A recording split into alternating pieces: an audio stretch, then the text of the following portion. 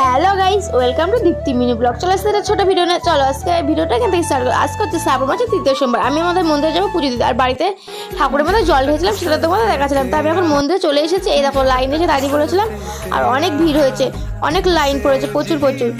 আর কাদের সাথে এসেছিলাম সেটা দেখাচ্ছিলাম। এই যে বৌদি ভাইয়ের সাথে এসেছিলাম সেটা দেখাচ্ছিলাম, আর এখানে একটা ভিডিও বানিয়েছিলাম।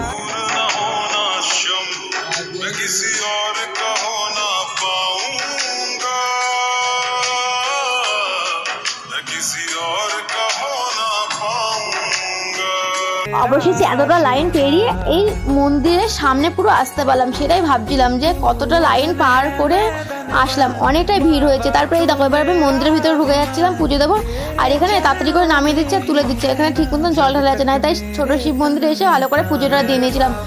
আজকে যদি এরকম ভিড় হয় তাহলে লাস্ট সোমবার কতটা হবে। তারপরে এই যে রামসীতা মন্দিরের সামনে এখান থেকে ভিডিও বানাচ্ছিলাম, আর ভিতরে তো ক্যামেরা অন করা যাবে না, তাই বাইরে থেকে দেখিয়ে দিচ্ছি।